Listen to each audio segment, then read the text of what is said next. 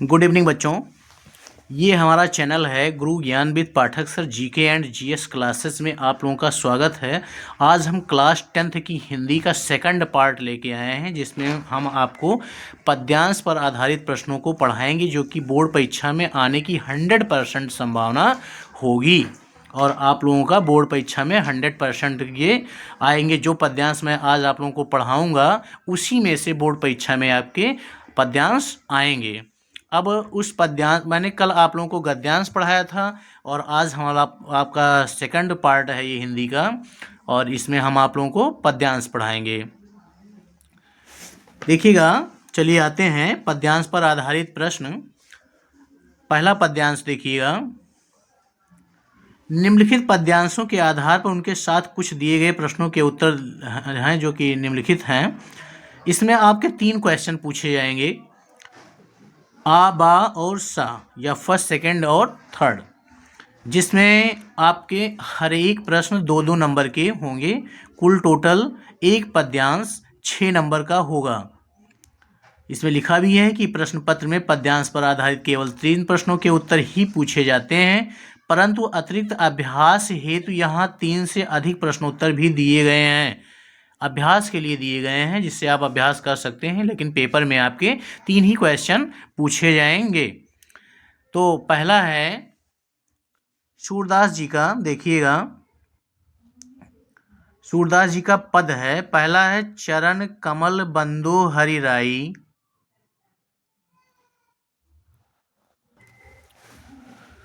चलिए देखिए, पहला पद है सूरदास का, चरण कमल बंदो हरि राई, जाकी कृपा पंगु गिर लंघ है, अंधे को सब कुछ दर्शाई, बहिरो सुने गूंग पुनि बोले, रंक चले सिर छत्र धराई, सूरदास स्वामी करुणा में, बार बार बंदोती पाई। ये आपके बार बार क्वेश्चन पद्यांश जो हैं वो बार बार आते रहते हैं बोर्ड परीक्षा में, और हम आपको पहला पद्यांश पढ़ा रहे हैं सूरदास जी का। और ये पद्यांश 17 में भी है, 19 में, 22 में, 24 में, 26 में भी आने की संभावना है। देखिएगा, इसमें क्या पूछा गया है। पहला क्वेश्चन है, प्रस्तुत पद्यांश की संदर्भ हिंदी में व्याख्या कीजिए तथा काव्य सौंदर्य भी स्पष्ट कीजिए। अब इसमें प्रस्तुत पद्यांश का संदर्भ है, तो लिखेंगे पद्यांश में संदर्भ क्या लिखेंगे। यह पद श्री सूरदास द्वारा रचित सुरसागर नामक ग्रंथ से हमारी पाठ्यपुस्तक हिंदी के काव्य खंड में संकलित पद शीर्षक से उद्धृत है, या इसका क्या हो जाएगा, संदर्भ हो जाएगा। और फिर उसमें पूछा गया है कि व्याख्या कीजिए तथा काव्य सौंदर्य भी स्पष्ट कीजिए।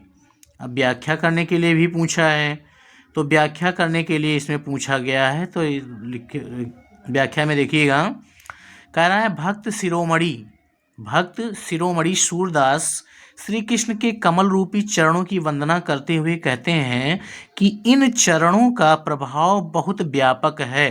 इनकी कृपा हो जाए। किसकी कृपा? ईश्वर की कृपा। अगर ईश्वर की कृपा हो जाए, सूरदास जी कहते हैं कि अगर ईश्वर की कृपा हो जाए तो लंगड़ा व्यक्ति भी पर्वतों को लांघ लेता है, और अगर उन्हीं का प्रभाव हो तो अंधे को भी सब कुछ दिखाई देने लगता है, और जो बहरा है, कानों से बहरा है, सुनाई नहीं दे रहा है, उसको भी सुनाई देने लगेगा। जो गूंगा है, बोल भी नहीं सकता, तो वह उनकी कृपा से बोलने लगता है। रंक चले सिर छत्र धराई, और कोई दरिद्र है व्यक्ति जो श्री कृष्ण के चरणों की कृपा से वह भी राजा बन सकता है और अपने सिर पर छत्र धारण कर सकता है। सूरदास जी कहते हैं कि करुणा करते हुए, हे दयालु प्रभु श्री कृष्ण, मैं आपके चरणों में बार बार वंदना करता हूँ। ये इसका क्या हो जाएगा, व्याख्या हो जाएगी। काव्य सौंदर्य में पूछ रहा है, तो काव्य सौंदर्य में श्री कृष्ण के चरणों की असीम प्रभाव, व्यंजित है, कभी का भक्ति भाव अनुकरणीय है, भाषा इसमें जो है वो ब्रज भाषा है, शैली जो है वो मुक्तक शैली है, और जो छंद है वह गेय पद छंद है, रस जो है उसमें भक्ति रस है, शब्द शक्ति जो है वो लक्षणा शक्ति है, गुण जो है वो प्रसाद है, अलंकार इसमें जो है वह रूपक पुनरुक्त प्रकाश तथा अन्यत अनुप्रास अलंकार है। कौन कौन सा अलंकार है? रूपक अलंकार भी है और इसमें अनुप्रास अलंकार भी है। रेखांकित अंश की व्याख्या कीजिए। अब इसमें यही लिखा हुआ है, जाकी कृपा पंगु गिर लंघे, और अंधे को सब कुछ दर्शाई, बहरो सुने गूंग पुन बोले, रंग चले सिर छत्र धराई, स्वामी सूरदास स्वामी करुणावर बार बार बंदोती पाई। अभी अभी मैंने इसका मतलब व्याख्या आप लोगों को बता दिया है। तो इसमें पूछा गया रेखांकित अंश की व्याख्या कीजिए। तो सूरदास जी कहते हैं कि अगर उनकी कृपा हो, उनकी मतलब ईश्वर की कृपा हो, तो जो पैरों से अपंग है वह भी पर्वत को लांघ सकता है, जो अंधा है उसे सब कुछ दिखाई भी दे सकता है अगर उनकी कृपा होगी तो। बहिरा सुने, और अगर जो बहिरे हैं, जो कि कानों से सुनाई नहीं दे रहा, वह सुनने लगेगा, जो गूंगा है वह बोलने लगेगा, और जो एकदम से दरिद्र है वह भी राजा के समान अपने सिर पर छत्र धारण कर सकता है। सूरदास जी स्वामी जी कहते हैं कि मैं अपने उस दयालु प्रभु श्री कृष्ण के चरणों में बार बार वंदना करता हूँ। यह रेखांकित अंश की व्याख्या हो गई। तीसरा है, कवि सूरदास जी भगवान के चरणों की वंदना बार बार क्यों करना चाहते हैं? क्योंकि उन्हीं के कृपा से कुछ भी संभव हो सकता है, इसलिए सूरदास जी भगवान के चरणों की बार बार वंदना करना चाहते हैं। सूरदास स्वामी में कौन सा अलंकार है? सूरदास स्वामी में कौन सा अलंकार है? तो सूरदास स्वामी में अनुप्रास अलंकार है। फिर यहाँ पूछा गया है, चरण शब्द के तत्सम रूप बताइए। तो चरण शब्द के तत्सम रूप हैं चरण, चरण चरण। अब ये आपका मतलब सूरदास जी के द्वारा लिखा गया है, ये आपका एक हो गया है। चलिए आगे चलते हैं। अगला सूरदास जी का ही है। अगला भी ये भी पद्यांश इंपॉर्टेंट है, ये भी बोर्ड परीक्षा में आने की संभावना है। देखिएगा, ऊधो मोहि ब्रज बिसरत नाही, वृंदावन गोकुल बन उपवन, सघन कुंज की छाही, प्रात समय माता जशमत, अरु नंद देख सुख पावत, माखन रोटी दहयो सजायो अतिहित साथ खवावत, गोपी ग्वाल बाल संग खेलत, सब दिन हसत सिरात, सूरदास धनी धनी ब्रजवासी, जिन्हों हित जदु तात। प्रस्तुत पद्यांश की संदर्भ हिंदी में व्याख्या कीजिए तथा काव्य सौंदर्य भी स्पष्ट कीजिए। तो प्रस्तुत पद्यांश का संदर्भ क्या है? अभी अभी मैंने आपको बताया था कि प्रस्तुत पद्यांश हमारी पाठ्यपुस्तक हिंदी के काव्यखंड में संकलित पद सूरदास जी द्वारा रचित पद से लिया गया है। अब इसमें व्याख्या जो है, व्याख्या देखेंगे तो व्याख्या में देखेंगे, श्री कृष्ण ने ऊधो से ब्रजवासियों की दीन दशा सुनी और उन्हीं के ध्यान में खो गए। वे उद्धव से कहते हैं कि मैं ब्रज को भूल नहीं पाता हूँ। वृंदावन और गोकुल के वन उपवन सभी मुझे याद आते हैं, सभी मुझे याद आते हैं। वहाँ के घने कुंजों की छाया, वहाँ के सघन कुंज की छाई मतलब वहाँ के घने कुंजों की छाया, प्रातः समय प्रातः काल सुबह के समय, जब सुबह का समय होता है तो नंद बाबा और यशोदा जी माता, क्या लिखा? प्रातः समय माता जशमत और नंद देख सुख पावत। सुबह के समय नंद बाबा और यशोदा मैया को देखकर मुझे जो सुख मिलता था वह मुझे रह रह कर स्मरण हो रहा है, मुझे याद आ रहा है। वे मुझे, आगे क्या लिखा है? माखन रोटी दह्यो सजायो अतिहित साथ खवावत। वे मुझे माखन रोटी और भली प्रकार से सजाया हुआ दही कितने प्रेम से खिलाते थे। अगला है, गोपी ग्वाल बाल संग खेलत। ब्रज की गोपियाँ और ग्वाल बालों के साथ खेलते हुए मुझे सभी दिन हंसते हुए बीता करते थे।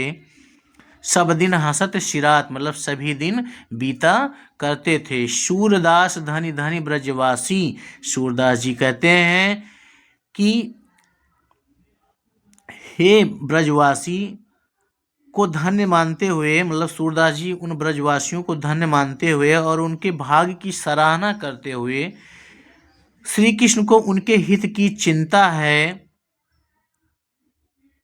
जिन्हों हित जतुजात, मतलब श्री कृष्ण को उनके हित की चिंता है और श्री कृष्ण इन ब्रजवासियों के प्रति क्षण ध्यान करते हैं। यह इसकी व्याख्या हो गई। अब अगला है काव्य सौंदर्य। तो काव्य सौंदर्य में श्री कृष्ण के व्यक्तित्व की अलौकिक प्रेमवश व प्रियजनों की याद में साधारण मनुष्य की भांति द्रवित हो रहे हैं, यह इनके काव्य सौंदर्य हैं। भाषा जो इनकी है वो सरल और ब्रज भाषा है, शैली मुक्तक है, छंद पद है, रस इसमें श्रृंगार रस है और इसमें गुण जो है वो मधुर है। अलंकार जो इसमें है वह है अनुप्रास अलंकार।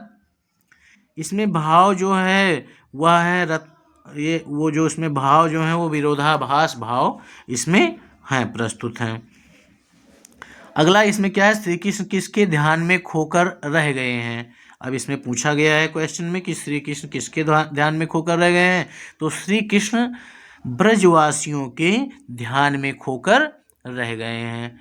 अगला है वृंदावन गोकुल वन उपवन सघन कुंज की छाही का आशय स्पष्ट कीजिए, मतलब इसका अर्थ बताइए। वृंदावन गोकुल वन उपवन सघन कुंज की छाही का आशय स्पष्ट कीजिए, इसका मतलब है इसका आपको अर्थ बताना है। तो इसमें लिखेंगे श्री कृष्ण उद्धव से कहते हैं वृंदावन और गोकुल के वन उपवन सभी मुझे याद आते हैं, वहाँ के घने कुंजों की छाया को भी मैं भूल नहीं पाता हूँ। ये आपके क्वेश्चन हो गए। अब चलिए चलते हैं अगले पद्यांश में। हम आपको उसी पद्यांश को पढ़ा रहे हैं जो कि बोर्ड परीक्षा में आने की संभावना है। हम उसी पद्यांश को हम आपको बार बार रिपीट करवा रहे हैं और आप इन पद्यांश को अच्छे से तैयार कर लीजिएगा, जिससे आपको बोर्ड परीक्षा में कोई दिक्कत ना हो। और यही जो पद्यांश मैं पढ़ा रहा हूँ उसी में से ही बोर्ड परीक्षा में आपको मिलेंगे। अगला है ऊधो मन न भये 10-20, एको हुतो सो गयो श्याम संग कौ और आधो ईस, इंद्री शिथिल भई केशो बिनु ज्यों देहि बिनु शीस, आशा लाग रहित तन श्वासा जीवहि कोटि बरीस। तुम तो सखा श्याम सुंदर के सकल जोग के ईश, शूर हमारे नंद नंदन बिनु और नहीं जगदीश। अब इसमें पूछा गया है प्रस्तुत पद्यांश के संदर्भ हिंदी में व्याख्या कीजिए तथा काव्य सौंदर्य भी स्पष्ट कीजिए। तो प्रस्तुत पद्यांश का संदर्भ जो है वो है, प्रस्तुत पद्यांश हमारी पाठ्य पुस्तक काव्य खंड में संकलित सूरदास जी द्वारा रचित पद्य खंड से लिया गया है। अगला है हिंदी में व्याख्या कीजिए। तो इसका व्याख्या क्या है, तो इसमें व्याख्या में देखेंगे गोपियाँ उद्धव जी से कहती हैं कि हे उद्धव हमारे मन 10-20 नहीं हैं, हमारे मन तो एक ही हैं जो कि श्री कृष्ण के साथ चले गए हैं, अतः हम मन के बिना तुम्हारे बताए गए निर्गुण ब्रह्म की आराधना कैसे करें, अर्थात बिना मन के ब्रह्म की आराधना संभव नहीं है। श्री कृष्ण के बिना हमारी सारी इंद्रियां निष्क्रिय हो गई हैं, हमारी दशा बिना सिर के प्राणी जैसे हो गई है, हम श्री कृष्ण के बिना मृतवत हो गई हैं, मतलब हम मृतवत मतलब कि मरने के समान हो गए हैं। जीवन के लक्षण के रूप में हमारी श्वास केवल इस आशा में चल रही है कि श्री कृष्ण जी लौट आएंगे, और श्री कृष्ण के लौटने की आशा के सहारे ही हम करोड़ों वर्षों तक जीवित रह लेंगे। अगला है काव्य सौंदर्य पूछा गया है। तो काव्य सौंदर्य में प्रस्तुत पद में गोपियों की विरह दशा और कृष्ण के प्रति एक निष्ठ प्रेम का मार्मिक वर्णन किया गया है। इसमें भाषा जो है वो है ब्रज और मधुर भाषा, शैली मुक्तक है, छंद पद है, रस श्रृंगार है, अलंकार है जो उसमें अनुप्रास अलंकार है, श्लेष अलंकार भी है और उपमा अलंकार भी है, गुण जो है वो माधुर्य है, और इंद्रियां जो हैं वो इसमें 10 इंद्रियों का प्रयोग हुआ है। कितने इंद्रियों का? 10 इंद्रियों का प्रयोग हुआ है। अब इसमें पूछा गया है उद्धव जी मथुरा से गोकुल क्यों आए हैं। अब उद्धव जी मथुरा से गोकुल क्यों आए हैं, तो उद्धव जी गोपियों को योग मिलन का संदेश देने के लिए मथुरा से गोकुल आए हैं। अगला है रेखांकित अंश की व्याख्या कीजिए। अब रेखांकित अंश में तुम सो सखा श्याम सुंदर के सकल जोग के ईश, सूर हमारे नंद नंदन बिन और नहीं जगदीश। गोपियां उद्धव से कहती हैं कि हे उद्धव, तुम तो श्री कृष्ण के अभिन्न मित्र हो और संपूर्ण योग विद्या तथा मिलन के उपायों के ज्ञाता हो। यदि तुम चाहो तो हमारा योग मिलन अवश्य करा सकते हो। सूरदास जी कहते हैं कि गोपियां उद्धव से कह रही हैं कि हम तुम्हें यह स्पष्ट बता देना चाहती हैं कि नंद जी के पुत्र श्री कृष्ण को छोड़कर हमारा कोई आराध्य नहीं है, हम उन्हीं के परम उपासिका हैं। ये रेखांकित अंश की है, यही इसकी व्याख्या हो गई। इस प्रकार से ये आपका कंप्लीट हुआ। 3 क्वेश्चन आपके कंप्लीट हो गए हैं। चलिए अब चलते हैं अगले लेसन में। अब हम अगले लेसन में आ गए हैं जो कि तुलसीदास जी द्वारा लिखा गया है। इसमें वन पथ पर है, ये इम्पॉर्टेंट है जो कि बोर्ड परीक्षा में आएगा। पुरते निकसी रघुवीर बधू धर धीर, दये मग में डग दें झलकी भरी भाल कनी जल की, पुट सूख गए मधुराधर वे। फिर बूझत हैं चलनो अब केतिक पर्ण कुटी करिहों कित हैं, तिये की लखिए अतुराता पिए की अखियाँ अति चारु चली जल च्वय। प्रस्तुत पद्यांश संदर्भ हिंदी अनुवाद में व्याख्या कीजिए तथा काव्य सौंदर्य भी स्पष्ट कीजिए। तो प्रस्तुत पद्यांश जो है उसका संदर्भ लिखिए। प्रस्तुत पद्यांश गोस्वामी तुलसीदास द्वारा रचित कवितावली से हमारी पाठ्यपुस्तक हिंदी के काव्यखंड में संकलित वनपथ पर शीर्षक कविता से अवतरित है, या इसका क्या है, संदर्भ है।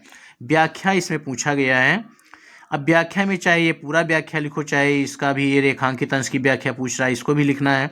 तो व्याख्या पहले देख लीजिएगा। इस व्याख्या में क्या कह रहे हैं कि राम लक्ष्मण और सीता जी बड़े धीरज के साथ सिंगवेरपुर से आगे 2 कदम ही चले थे कि सीता जी के माथे पर पसीने की बूंद झलकने लगी और उनके सुंदर ओंठ थकान के कारण सूख गए। तब सीता जी ने अपने प्रियतम राम से पूछा, अभी हमें कितनी दूर और चलना पड़ेगा, कितनी दूरी पर हम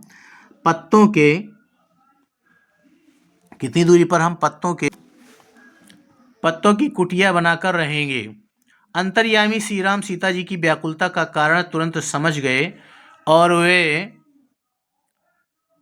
वे बहुत ही थक चुकी हैं और विश्राम करना चाहती हैं। राजमहल का सुख भोगने वाली अपनी पत्नी की ऐसी दशा देखकर श्री राम के सुंदर नेत्रों में आंसू टपकने लगे। अब इसमें अगला पूछा था काव्य सौंदर्य। तो प्रस्तुत पद में सीता जी की सुकुमारता का मार्मिक वर्णन किया गया है। सीता जी के प्रति प्रेम की सुंदर अभिव्यक्ति हुई है। भाषा इसमें सरस एवं मधुर ब्रज भाषा है। दये मग में डगदय मुहावरे का उत्कृष्ट प्रयोग हुआ है। इसी कारण में इसमें अतियुक्त अलंकार भी है। शैली जो है इसमें चित्रात्मक और मुक्तक शैली है। छंद जो है वह सवैया है।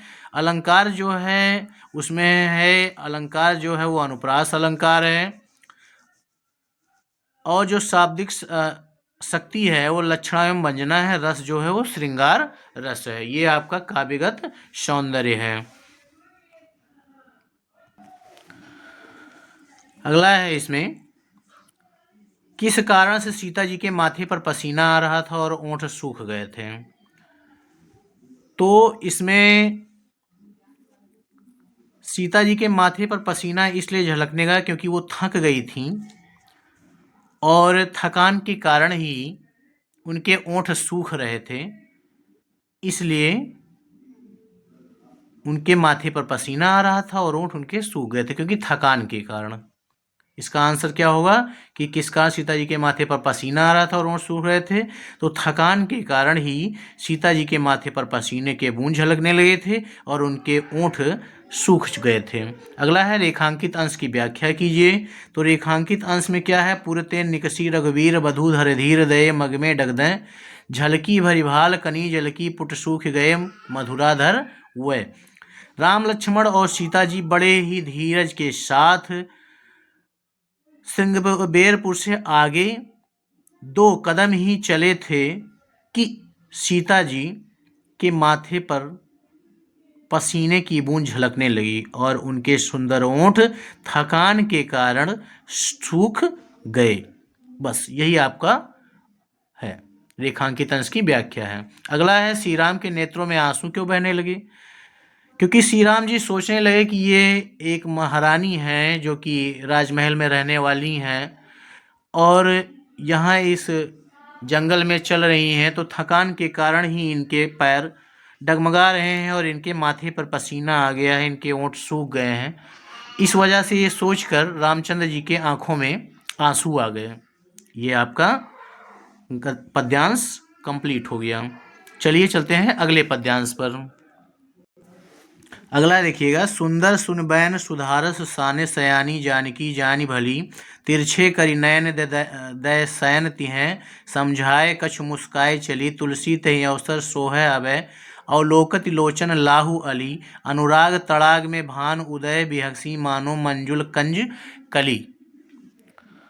अब इस पद्यांश में प्रस्तुत पद्यांश की संदर्भ हिंदी में व्याख्या कीजिए तथा काव्य सौंदर्य से स्पष्ट कीजिए। तो इसमें प्रस्तुत पद्यांश में जो संदर्भ है, प्रस्तुत पद्यांश गोस्वामी तुलसीदास द्वारा रचित कवितावली हमारी पाठ्यपुस्तक हिंदी के काव्यखंड में संकलित वन पथ शीर्षक कवितावली से अवतरित है। इसका संदर्भ हो गया। व्याख्या में पूछा गया है, तो इस व्याख्या में क्या लिखना है?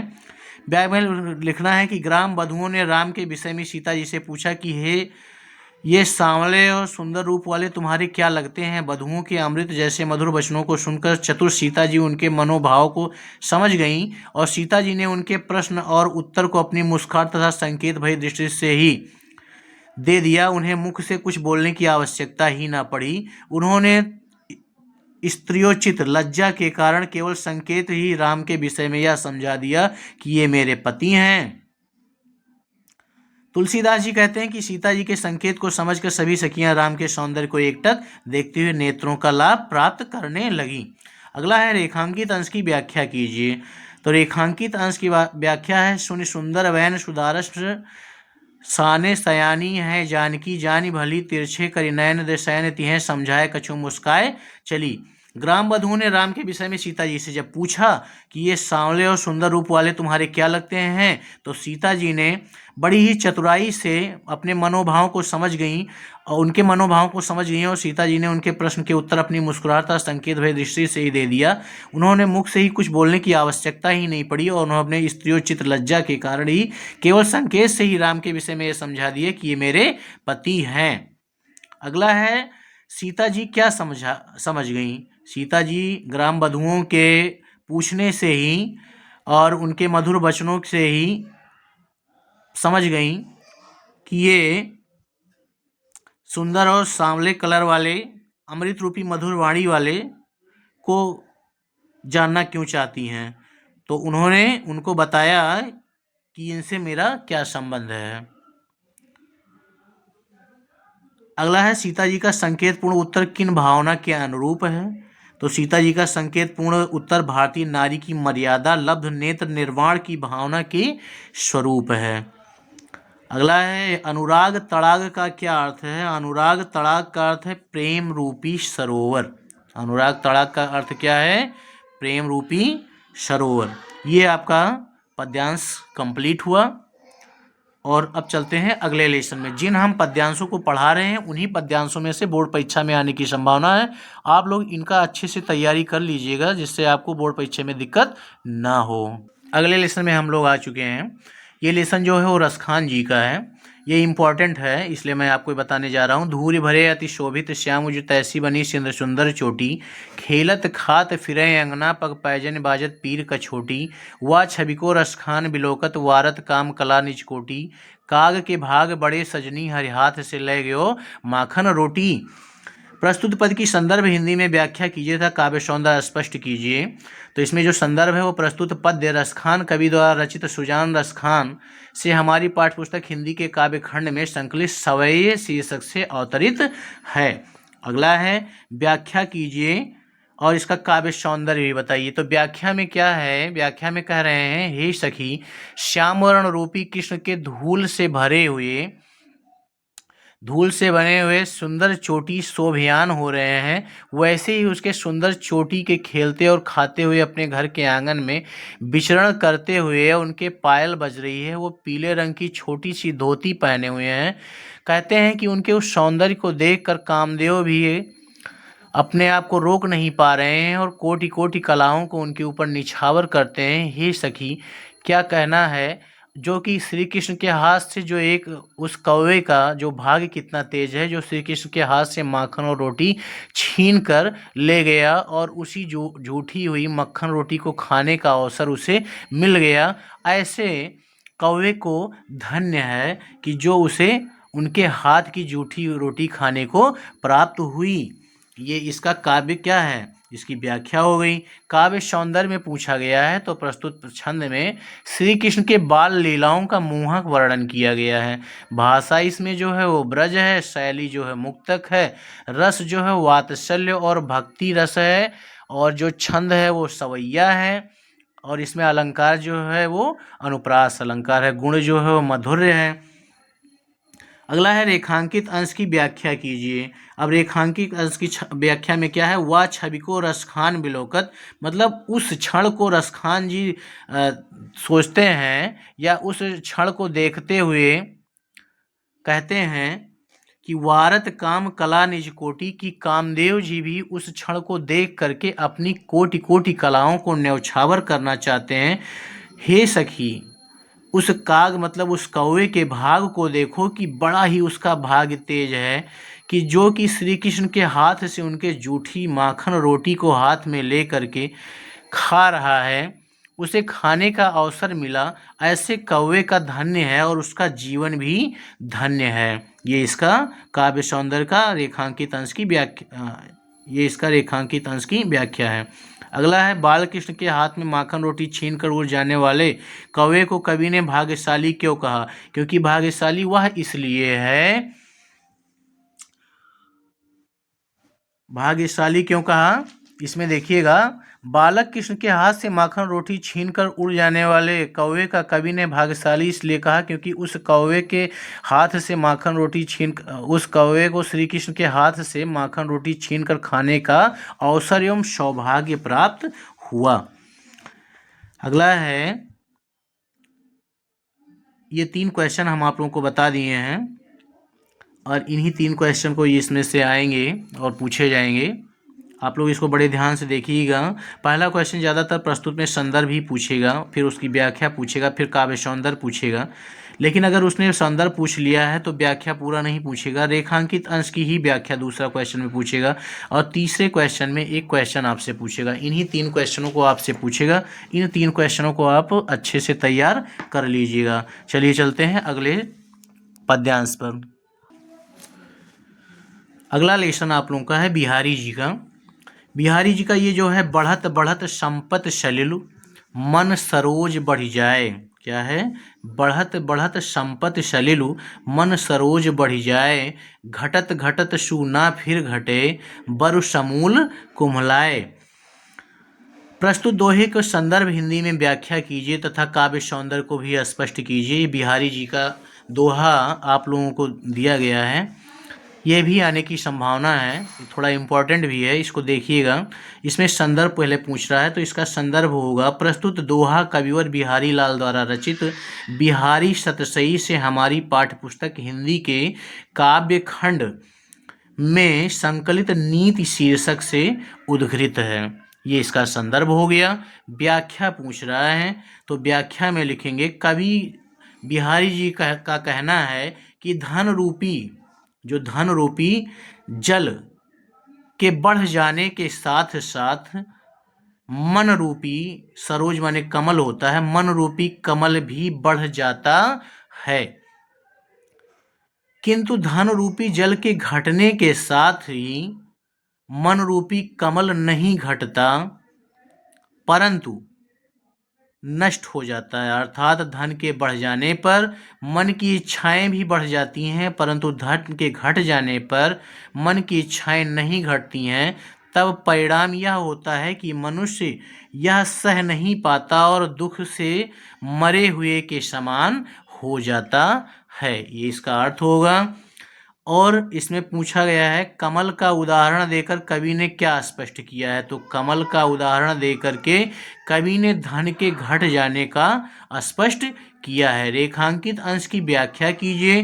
तो रेखांकित अंश की व्याख्या वही है जो मैंने अभी आपको बताया था, लेकिन मैं फिर से आपको समझा देता हूँ। कवि का कहना है कि धन रूपी जल के बढ़ जाने के साथ साथ मन रूपी कमल भी बढ़ जाता है, किंतु धन रूपी जल के घट जाने के साथ साथ मन रूपी कमल नहीं घटता है, अपितु समूल नष्ट हो जाता है। अर्थात धन के बढ़ जाने पर मन की इच्छाएं भी बढ़ जाती हैं, परंतु धन के घट जाने पर मन की इच्छाएं नहीं घटती। तब परिणाम यह होता है कि मनुष्य यह सह नहीं पाता और दुख से मरे हुए के समान हो जाता है। अगला है संपत्ति सलिल में कौन सा अलंकार है। तो संपत्ति सलिल में, तो संपत्ति सलिल का मतलब कौन सा अलंकार है। तो संपत्ति सलिल का अलंकार है अनुप्रास अलंकार। अगला पांचवा देखिए, बढ़त बढ़त संपत्ति सलिल मन सरोज बढ़ जाए का आशय क्या है। कि बढ़ते बढ़ते जब धन बढ़ता है तो संपत्ति के बढ़ने से जो मन का कमल रूपी मन होता है वह भी बढ़ जाता है। बढ़त बढ़त संपत्ति सलिल मन सरोज बढ़ जाए, मन रूपी जो कमल होता है वह बढ़ जाता है, यही इसका आशय होगा। चलिए चलते हैं अगले पद्यांश पर। अगला है बुरो बुराई जो तजय तो चित खरो डरातु, ज्यों निष्कलंक मयंक लखी गनय लोक उत्पातु। प्रस्तुत दोहे का संदर्भ हिंदी में व्याख्या कीजिए, कहा काव्य सौंदर्य स्पष्ट कीजिए। तो प्रस्तुत दोहे का संदर्भ क्या है। प्रस्तुत दोहा हमारी पाठ्यपुस्तक हिंदी के काव्य खंड में संकलित कविवर बिहारी द्वारा रचित बिहारी सतसई शीर्षक से लिया गया है, जो कि कविवर बिहारी द्वारा रचित है। अब इसमें काव्य सौंदर्य और व्याख्या है पूछा है, तो इसमें प्रस्तुत दोहे में जो व्याख्या है उसका लिखेंगे व्याख्या। कविवर बिहारी का कथन है कि यदि दुष्ट व्यक्ति साहस अपनी दुष्टता छोड़कर अच्छा व्यवहार करने लगे तो उससे चित्त अधिक भयभीत होने लगता है। जैसे चंद्रमा को कलंक रहित देखकर लोग कलंक सूचक मानते रहते हैं। तात्पर्य यह है कि जिस प्रकार चंद्रमा का कलंक रहित होना असंभव है, उसी प्रकार दुष्ट व्यक्ति का एकाएक दुष्टता त्यागना भी असंभव है, यह इसका अर्थ होगा। अगला है यह दोहा किसका परिचायक है। तो यह दोहा कविवर बिहारी के ज्योतिष ज्ञान का परिचायक है। यह दोहा कविवर बिहारी के ज्योतिष ज्ञान का परिचायक है। अगला है रेखांकित अंश की व्याख्या कीजिए। तो रेखांकित अंश की व्याख्या वही है जो मैंने पहले आपको बताया था, क्योंकि पूरा पूरा रेखांकित किया गया है। कविवर बिहारी का कथन है कि यदि दुष्ट व्यक्ति सहसा अपनी दुष्टता छोड़कर अच्छा व्यवहार करने लगे तो चित्त अधिक भयभीत होने लगता है। जैसे चंद्रमा को कलंक रहित देखकर लोग अमंगल सूचक मानने लगते हैं। तात्पर्य यह है कि जिस प्रकार चंद्रमा कलंक रहित होना असंभव है, उसी प्रकार से दुष्ट व्यक्ति का एकाएक दुष्टता त्यागना भी असंभव है। ये इसका रेखांकित अंश की व्याख्या हो जाएगी। अगला है ज्यों निष्कलंक मयंक लख, यह का तात्पर्य क्या है। तो इसका तात्पर्य है कि जिस प्रकार चंद्रमा का कलंक रहित होना असंभव है, उसी प्रकार से दुष्ट व्यक्ति का एकाएक दुष्टता छोड़ना भी असंभव है। अगला है मयंक एवं निष्कलंक का अर्थ क्या है। मयंक माने चंद्रमा और निकलंक माने होता है कलंक रहित। ये आपका बिहारी जी का कंप्लीट हो गया। चलते हैं अगले लेसन में। अगला लेसन है सुमित्रानंद पंत जी का। लेसन का नाम है चींटी। ये इम्पॉर्टेंट है क्योंकि ये लमसम हर दूसरे वर्ष बोर्ड परीक्षा में आता रहता है। इसको देखिएगा। चींटी को देखा वह सरल बिरल काली रेखा, तमके धागे से जो हिलडुल, चलती लघुपथ पल पल मिलजुल। वह है पिपीलिका भांति, देखो न किस भांति, काम करती है वह सतत, कन कन करके चुनती अविरत। इसमें देखेंगे इसका प्रस्तुत गद्यांश की संदर्भ हिंदी में व्याख्या कीजिए तथा काव्य सौंदर्य भी स्पष्ट कीजिए। तो संदर्भ है प्रस्तुत पद्यावतरण प्राकृत के सुकुमार कवि सुमित्रानंदन पंत द्वारा रचित युगवाणी काव्य संग्रह की छींटी शीर्षक कविता से हमारी पाठ्यपुस्तक हिंदी के काव्य खंड में संकलित किया गया है। अब अगला क्या है, व्याख्या है। तो व्याख्या में है कि इसमें कवि का कहना है कि क्या तुमने कभी चींटी को ध्यानपूर्वक देखा है। चींटियों की पंक्ति एक सरल सीधी काली और विरल रेखा के समान प्रतीत होती है। वह छोटे छोटे पैरों से प्रतिक्षण चलती रहती है। चींटियां जब मिलजुल कर तो चलती हैं तो ऐसा मालूम होता है जैसे पतले धागे के समान वह चलती रहती हैं। उनके पैर बहुत छोटे छोटे होते हैं, फिर भी वह लगातार चलती रहती हैं। देखो ना, लेखक कहता है देखो ना किस भांति यह चींटियां चल रही हैं, किस भांति से वह आगे चलती रहती हैं। वह अपने काम को लगातार सतत माने लगातार करती रहती हैं, कन कन करके चुनती अविरत, और लगातार वह अपने काम के साथ साथ छोटे छोटे कण को चुन चुन करके अपने बिल में ला करके डालती रहती हैं और संग्रह करती रहती हैं। अगला पूछा गया है, कवि ने चींटी को किसके प्रतीक के रूप में प्रस्तुत किया है। तो कवि ने चींटी को एक लघु प्राणी की परिश्रमशीलता के रूप में मनुष्य के सामने प्रेरणा के रूप में प्रस्तुत किया है। रेखांकित अंश की व्याख्या कीजिए। तो रेखांकित अंश में कविवर प्रश्न करता है कि क्या तुमने कभी चींटी को ध्यानपूर्वक देखा। चींटियों की पंक्ति एक सरल सीधी काली और विरल रेखा के समान प्रतीत होती हैं। वह अपने छोटे छोटे पैरों से प्रतिक्षण चलती रहती हैं। चींटियां जब मिलजुल कर चलती हैं तो ऐसा मालूम पड़ता है जैसे कोई पतली सी धागा, और जो चींटियां होती हैं वो पतली सी धागा के समान चलती रहती हैं। ये रेखांकित अंश की व्याख्या हो गई, आपके रेखांकित अंश की व्याख्या हो गई। अगला है, कवि पंत ने किस भाषा शैली को ग्रहण किया है। तो कवि ने खड़ी बोली भाषा शैली का प्रयोग किया है। चलिए चलते हैं अगले पैराग्राफ में। अगला है वर्षा सुंदरी के प्रति। ये महादेवी वर्मा द्वारा रचित है। यह भी बोर्ड परीक्षा में वेरी इंपॉर्टेंट है, ये बोर्ड परीक्षा में आने की संभावना है, इसको विशेष ध्यान से देखिएगा। रूपसी तेरा घन केश पास श्यामल श्यामल कोमल कोमल लहराता सुरभित केश पास नवगंगा की रजत धार में धो आई क्या इन्हें रात।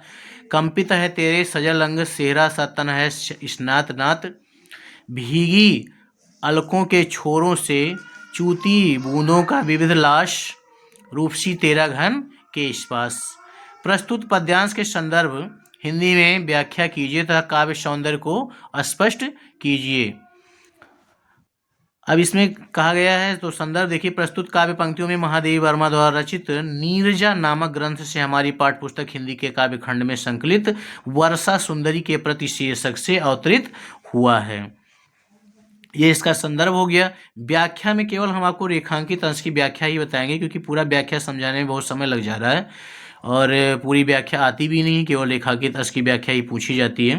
काव्य सौंदर्य थोड़ा सा है, उसको हम आपको बता देते हैं। काव्य सौंदर्य में इसमें वर्षा को सुंदरी के रूप में चित्रित किया गया है। इसमें जो भाषा है वो खड़ी बोली है, शैली है जो चित्रात्मक है, और जो रस है वो श्रृंगार रस है। चलिए अब अगला देखिएगा, कवित्री महादेवी वर्मा के बादलों को किसके तुल्य कहा गया है। तो इसमें लिखा है कि कवित्री महादेवी वर्मा ने बादलों को वर्षा सुंदरी के काले बालों के समूह के तुल्य माना है। अगला क्वेश्चन है, रेखांकित अंश की व्याख्या कीजिए। रेखांकित अंश की व्याख्या कीजिए। तो रेखांकित है, नवगंगा की रजत धार धोआई क्या इन्हें रात, कंपित है तेरे सजलंग सेहरा सतन है स्नात नात। कवित्री पूछती है कि हे वर्षा सुंदरी, क्या तुम अपने इन बालों को रात में आकाश गंगा की चांदनी के समान उजली जलधारा में धोकर आई हो, क्योंकि तुम्हारे संपूर्ण अंग जल में भीगे होने के कारण शीत से कांप रहे हैं। तुम्हारे रोमांचित और सिहरे शरीर को देखकर ऐसा प्रतीत होता है कि जैसे तुम अभी स्नान करके आई हो। ये रेखांकित अंश की व्याख्या है। एक क्वेश्चन और है, नवगंगा की रजत धार में धो आई क्या तुम्हें इस रात में। पंक्ति का आशय स्पष्ट कीजिए। तो कवित्री महादेवी वर्मा वर्षा सुंदरी से पूछती हैं, क्या कि तुम इन बादलों को रात में आकाश गंगा की चांदनी के समान श्वेत धारा में धोकर आई हो। ये इस गद्यांश का क्वेश्चन का आंसर हो गया। अब इस गद्यांश को आप लोग कंप्लीट करिए क्योंकि ये इंपॉर्टेंट है। चलिए चलते हैं अगले गद्यांश पर।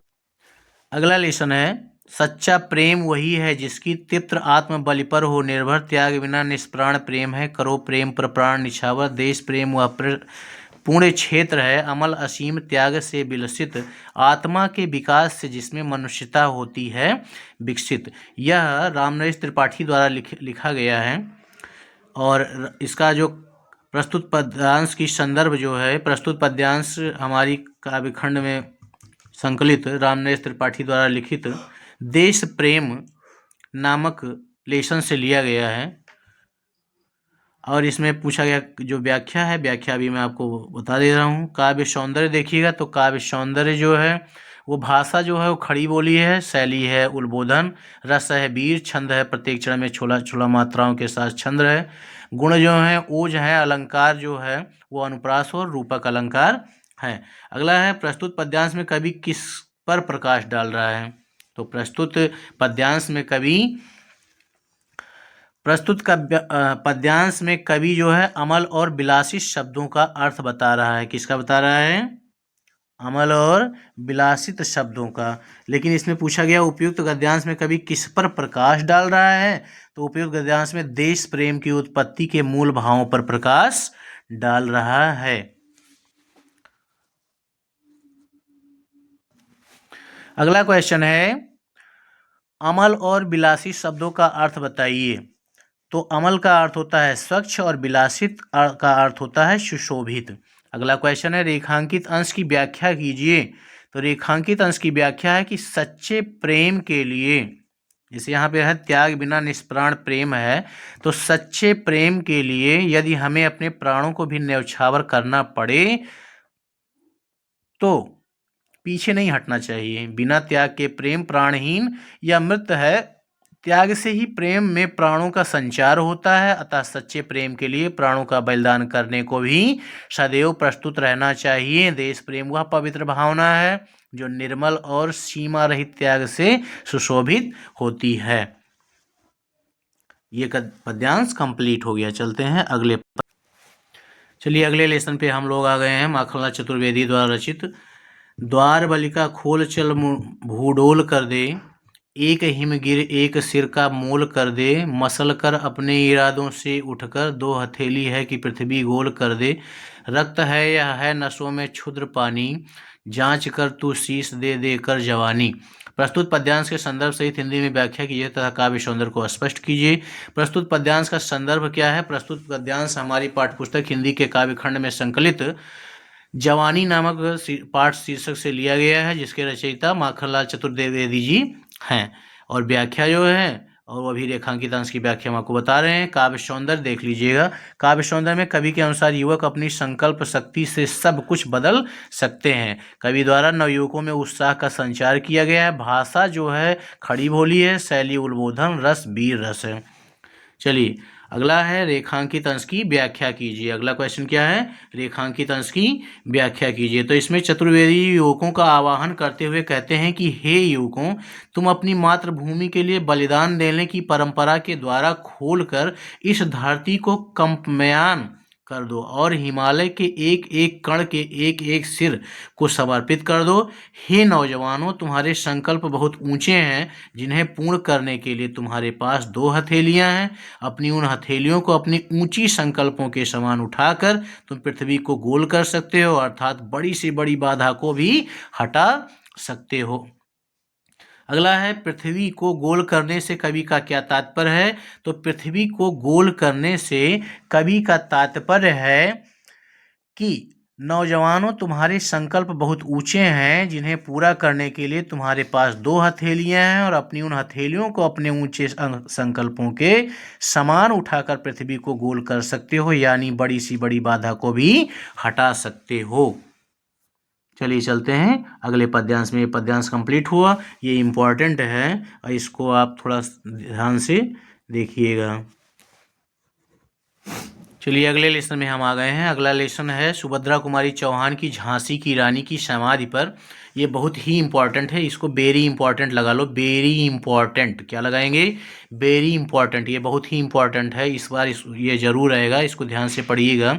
इसमें लिखा है, इस समाधि में छिपी हुई है एक राख की ढेरी, जलकर इसने स्वतंत्रता की दिव्य आरती फेरी। यह समाधि या लघु समाधि है झांसी की रानी की, अंतिम लीला स्थली यह है लक्ष्मी मर्दानी की। यहीं कहीं पर बिखर गई वह भग्न विजयमाला सी, उसके फूल यहाँ संचित हैं, यह है स्मृतशाला सी। सहे वार पर वार अंत तक लड़ी वीर बाला सी, आहुति सी गिर चढ़ी चिता पर चमक उठी ज्वाला सी। इसमें देखेंगे प्रस्तुत पद्यांश की संदर्भ हिंदी में व्याख्या कीजिए, काव्य सौंदर्य भी स्पष्ट कीजिए। अब इसमें क्या है, प्रस्तुत पद्यांश में संदर्भ पूछा गया। प्रस्तुत पद्यांश काव्य सौंदर्य में लिखे पढ़ेंगे कि प्रस्तुत काव्य पंक्तियां हमारी पाठ्यपुस्तक हिंदी के काव्य खंड में संकलित सुभद्रा कुमारी चौहान की कविता झांसी की रानी की समाधि पर शीर्षक से अवतरित है। यह कविता उनके त्रिधारा नामक काव्य संग्रह से ली गई है। और इसमें काव्य सौंदर्य पूछा गया है, तो काव्य सौंदर्य में है जो इसमें मुक्तक शैली है, और इसमें जो रस है वो वीर रस है, और इसमें जो भाषा है वो खड़ी बोली की भाषा है, और इसमें महारानी लक्ष्मीबाई की वीरता का वर्णन प्रस्तुत किया गया है। चलिए अगला देखिए, समाधि किसकी निशानी है? तो समाधि रानी लक्ष्मीबाई की निशानी है। रेखांकित अंश की व्याख्या कीजिए। तो इसमें देखेंगे यह रानी लक्ष्मीबाई की समाधि है, जिसमें रानी की शरीर की रानी से अपने शरीर के बलिदान देकर यहाँ की स्वतंत्रता की आरती उतारी है। यह छोटी समाधि रानी लक्ष्मीबाई के महान त्याग, देशभक्ति निशान, यही स्थान रानी लक्ष्मी की जीवन लीला की अंतिम स्थली है। और यहाँ रानी के पुरुषों के समान वीरता का प्रदर्शन कर स्वयं का बलिदान कर दिया था। ये रेखांकित अंश की व्याख्या हो गई। अगला है लीला स्थली और फूल शब्दों का अर्थ लिखिए। तो लीला स्थली मतलब क्या होता है? तो लीला स्थली मतलब कि रानी लक्ष्मीबाई की जीवन से संबंधित जीवन लीला, जहाँ पे रानी लक्ष्मीबाई ने अपने जीवन की शुरुआत और अंतिम तक लड़ी और अंतिम तक रहीं, उनके जन्म से लेकर मृत्यु तक की जो लीला है वो जीवन स्थली है। और फूल शब्दों का अर्थ है कि रानी जी का वहाँ बलिदान हुआ था और उसी पे कहीं वहाँ बिखर गई, मतलब उनकी एक राख की ढेरी जो है वही कहीं पे बिखर गई है, तो इसका अर्थ है, फूल का अर्थ राख है, राख की ढेरी। चलिए चलते हैं अगले पद्यांश पर। अगले लेसन पे हम लोग आ गए हैं। अगला लेसन है मैथिली शरण गुप्त जी का भारत माता का मंदिर। यह भी वेरी इंपॉर्टेंट है, इसको भी वेरी इंपॉर्टेंट लगा लो, क्योंकि ये भी बोर्ड परीक्षा में आने की 100% संभावना है। नहीं चाहिए बुद्ध बैर का, भला प्रेम का उन्माद कहाँ, सबका शिव कल्याण यहाँ, पावे सभी प्रसाद यहाँ। सब तीर्थों का एक तीर्थ यह, हृदय पवित्र बना ले हम। आओ यहाँ अजात शत्रु बन, सबको मित्र बना ले हम। प्रस्तुत पद्यांश की संदर्भ हिंदी में व्याख्या कीजिए, काव्य सौंदर्य भी स्पष्ट कीजिए। तो प्रस्तुत पद्यांश क्या है? प्रस्तुत पद्यांश हमारी पाठ्यपुस्तक हिंदी के काव्य खंड में संकलित मैथिली शरण गुप्त द्वारा रचित कविता भारत माता का मंदिर या शीर्षक से अवतरित है। अब इसमें काव्य सौंदर्य पूछा गया है, तो काव्य सौंदर्य जो है इसमें भाषा मैथिली है और खड़ी बोली का भी प्रयोग किया गया है। इसमें वीर रस और श्रृंगार रस का भी वर्णन किया गया, अनुप्रास अलंकार और उपमा अलंकार भी है। और इसमें जो भाषा है वह खड़ी बोली और मैथिली बोली का प्रयोग किया गया है। इसमें क्या है कि इसमें भारत माता के बारे में प्रस्तुत किया गया है, भारत माता के बारे में बताया गया है, जो कि एक देश प्रेम के प्रति सम्मिलित है।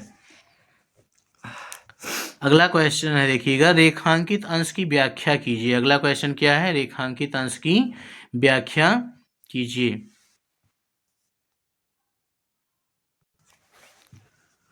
रेखांकित अंश की व्याख्या में यह भारत की माता का मंदिर सभी तीर्थों में उत्तम तीर्थ है, क्योंकि यह किसी एक समुदाय या किसी धर्म से जुड़ा तीर्थ नहीं है। यद्यपि इसमें सभी तीर्थों का समावेश किया गया है, इसलिए इस तीर्थ का तीर्थाटन करके अपने हृदय को हम पवित्र बना लें। यह ऐसा पवित्र व उत्तम स्थान है जहाँ पर कोई भी किसी का शत्रु नहीं है, इसलिए यहाँ सब बसकर हम सब लोग अपना मित्र बना ले। ये रेखांकित अंश की व्याख्या हो गई। रेखांकित अंश की व्याख्या हो गई। अब अगला है, कवि ने सब तीर्थों का तीर्थ किसे कहा है? तो भारत माता के मंदिर को कवि ने सब तीर्थों के तीर्थ बताया है कि भारत माता के मंदिर पर आपको सभी को जाना चाहिए, क्योंकि यहाँ पे वह किसी धर्म से संबंधित नहीं है, ये देश से संबंधित है, इसलिए इसे हम सब तीर्थों का तीर्थ मानते हैं, इसलिए कवि ने इसे सभी तीर्थों का तीर्थ बताया है। ये आपका कंप्लीट हुआ, ये इम्पॉर्टेंट है, इसको जरूर पढ़िएगा। चलते हैं अगले पद। चलिए अगले अध्याय में हम लोग आ गए हैं, केदारनाथ सिंह का है। अगर धीरे चलो वह तुम्हें छू लेगी, दौड़ो तो छूट जाएगी नदी, अगर ले लो साथ वह चलती चली जाएगी कहीं भी, यहाँ तक कि कबाड़ी की दुकान तक भी। प्रस्तुत पद्यांश के संदर्भ में हिंदी में व्याख्या कीजिए तथा काव्य सौंदर्य भी स्पष्ट कीजिए। प्रस्तुत पद्यांश हमारी पाठ्यपुस्तक हिंदी में काव्य खंड में संकलित नदी शीर्षक कविता से उद्गृत है। इस पंक्तियों के और कविता के रचयिता केदारनाथ सिंह जी हैं। काव्य सौंदर्य देखिएगा, काव्य सौंदर्य में है, कवि ने नदी के महत्व का वर्णन किया है और इसमें भाषा जो है वो खड़ी बोली है, शैली वर्णात्मक और प्रतीकात्मक है, छंद है तुकांत और मुक्तक, अलंकार अनुप्रास अलंकार है। रेखांकित अंश की व्याख्या कीजिए। रेखांकित अंश की व्याख्या है, दौड़ो तो छूट जाएगी नदी, अगर साथ ले लो साथ वह चलती चली जाएगी कहीं भी, यहाँ तक कि कबाड़ी की दुकान तक। तो इसमें है कि लेकिन जब हम सांसारिकता में पढ़कर भाग दौड़ में पड़ जाते हैं तो यह हमारा साथ छोड़ देती है। यद्यपि हम इसे साथ लेकर चलें तो यह प्रत्येक परिस्थितियों में भी किसी न किसी रूप में हमारे साथ रहती है, क्योंकि यह हमारे जीवन का अभिन्न अंग है। ना तो हम इससे अलग हो सकते हैं और ना ही हम उससे दूर हो सकते हैं। यही इसका रेखांकित अंश की व्याख्या होगी। अगला है, कवि ने नदी को किसके प्रतिरूप में प्रकट किया है? तो कवि ने नदी को मनुष्य से में सभ्यता एवं संस्कृति के प्रतिरूप के रूप में प्रकट किया है। अभी एक क्वेश्चन इसमें और है कि नदी हमारा साथ कब छोड़ देती है? तो इसमें लिखा हुआ है कि यदि मनुष्य अपनी परिवर्तनशीलता या विकास की गति को बढ़ा दे तो यह नदी रूपी सभ्यता पीछे छूट जाती है, अर्थात उससे उसका संबंध टूट जाता है, अर्थात नदी सभ्यता और संस्कृति इसका साथ छोड़ देती है। ये आपका गद्यांश कंप्लीट हुआ। चलते हैं अगले गद्यांश पर। अगला पद्यांश देखिएगा, ये अशोक कुमार वाजपेयी जी का है, अशोक वाजपेयी जी का। इसमें ये लेसन का नाम है, भाषा एकमात्र अनंत है। फूल झरता है, फूल शब्द नहीं है, बच्चा गेंद उछालता है, सदियों के पार लोकती है उसे एक बच्ची, बूढ़ा गाता है एक पद दोहराता है, दूसरा बूढ़ा भूगोल है और इतिहास से परे किसी दालान में बैठा हुआ। प्रस्तुत पद्यांश की संदर्भ में हिंदी में व्याख्या कीजिए तथा काव्य सौंदर्य भी स्पष्ट कीजिए। प्रस्तुत पद्यांश का संदर्भ देखिए, प्रस्तुत पंक्तियां हमारी पाठ्यपुस्तक हिंदी के काव्यखंड में संकलित भाषा एकमात्र अनंत है शीर्षक कविता से उद्धृत है। इस पंक्तियों के रचयिता अशोक वाजपेयी जी हैं। इस कविता में तिनका नामक काव्य संग्रह से लिया गया है। काव्य सौंदर्य देखिएगा, काव्य सौंदर्य है जो भाषा की शिष्टता है, उसमें सदियों की पूर्व की घटनाओं का ज्ञान और भाषा के अनंत का ज्ञान। इसमें देशज और विदेशज शब्दों का प्रयोग हुआ है, खड़ी बोली शब्द का प्रयोग हुआ है और इसमें भाषा जो है वो देशज विदेशज दोनों भाषाओं का प्रयोग हुआ है। शैली जो इसमें है वो वर्णात्मक और विवेचनात्मक दोनों शैलियाँ हैं। चलिए अब अगला देखिएगा, फूल झरता है, फूल शब्द नहीं है का आशय स्पष्ट कीजिए। इसका आशय है, प्रस्तुत पंक्तियों का आशय है कि भाषा एकमात्र अनंत है, अर्थात जिसका अंत नहीं है, टूटकर पृथ्वी पर गिरता है, उनकी पंखुड़ियां भी टूटकर फिर पृथ्वी पर आती हैं, अंत में फूल मिट्टी में ही विलीन हो जाता है और यह फिर फूल खिल जाता है, फिर पौधे का रूप ले लेता है और फिर से मिट्टी के ऊपर आ जाता है। अगला है, कवि ने भाषा की क्या विशेषता बताई है? तो इसमें है, कवि ने भाषा की विशेषता बताई है कि भाषा का कोई अंत नहीं है, यह सदियों के पश्चात भी भाषा का आना और जाना लगा रहता है। यह दूसरी बात है कि विषाद समयांतराल में कुछ परिवर्तन हो जाता है लेकिन समाप्त नहीं होता है। अगला है रेखांकित अंश की व्याख्या कीजिए। तो रेखांकित अंश की व्याख्या में देखिएगा, उदाहरण के रूप में एक वृद्ध व्यक्ति यदि किसी कविता का को गुनगुनाता है तो उसका वह गीत उसके मरने के बाद भी समाप्त नहीं होता, बल्कि वह गीत बहुत बाद की पीढ़ी के वृद्ध व्यक्ति के द्वारा फिर गाया जाता है, उसी प्रकार जिस प्रकार से उसे पहली बार वृद्ध ने बरामदे में बैठकर गाया था। इसी प्रकार वह गीत कभी भी समाप्त नहीं होती, वह इतिहास बन जाती है और सदैव वर्तमान में ही रहती है, क्योंकि वृद्धों के साथ उसे दोहराया जाता रहता है। चलिए चलते हैं अगले गद्यांश में। अगले लेसन में हम आ गए हैं जो श्री श्याम नारायण पांडे जी का है, जो हल्दी घाटी से लिया गया है। इसमें महाराणा प्रताप और मेवाड़ के बारे में बताया गया है। ये बहुत ही इंपॉर्टेंट है, जो कि बोर्ड परीक्षा में आने की संभावना है। इसको वेरी इंपॉर्टेंट लगा लो, क्योंकि यह इस बार आने की संभावना 100% है। इसमें देखिएगा, मेवाड़ केसरी देख रहा केवल रण का यह ना तमाशा था, वह दौड़ दौड़ कर करता रहता रण, वह मान रक्त का प्यासा था। चढ़कर चेतक पर घूम घूम करता सेना रखवाली था, ले महामृत्यु को साथ साथ मानो प्रत्यक्ष कपाली था। प्रस्तुत पद्यांश का संदर्भ हिंदी में व्याख्या कीजिए तथा काव्य सौंदर्य स्पष्ट कीजिए। संदर्भ है, प्रस्तुत काव्य पंक्तियां हमारी पाठ्यपुस्तक हिंदी के काव्य खंड में संकलित तथा ओजस्वी वाणी के कवि श्याम नारायण पांडे द्वारा रचित हल्दी घाटी शीर्षक से उद्धृत है। ये इसका संदर्भ हो गया। काव्य सौंदर्य देखेंगे, इसमें हल्दी घाटी की युद्ध का दृष्टांत वर्णन किया गया है। रस वीर रस है, शैली ओजपूर्ण है, छंद मुक्त तुकारांत है, अलंकार श्लेष अलंकार, उत्प्रेक्षा और अनुप्रास अलंकार इसमें है। अगला है, राजा मान सिंह की सेना पर मेवाड़ केसरी रक्त प्यासू बनकर क्यों टूट पड़े।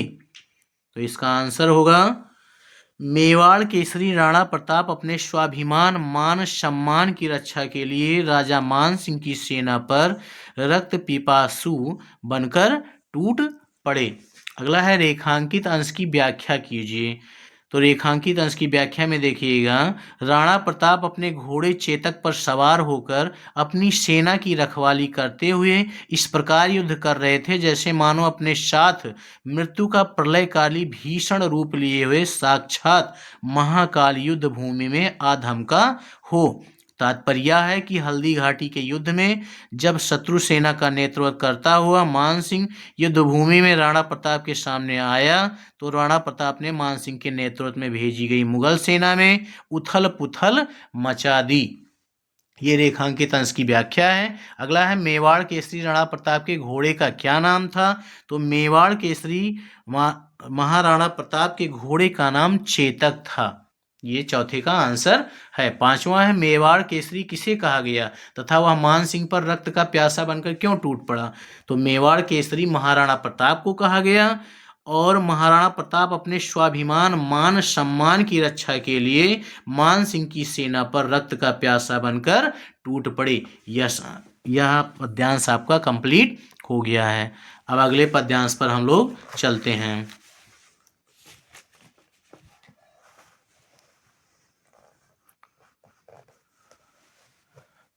अगला पद्यांश देखिएगा, चढ़ चेतक पर तलवार उठा रखता था भूतल पानी को, राणा प्रताप सिर काट काट करता था सफल जवानी को, सेना नायक राणा के भी रण देख देख कर चाह भरे, मेवाड़ सिपाही लड़ते थे दूने तिगुने उत्साह भरे। प्रस्तुत पद्यांश की संदर्भ हिंदी में व्याख्या कीजिए तथा काव्य सौंदर्य स्पष्ट कीजिए। तो प्रस्तुत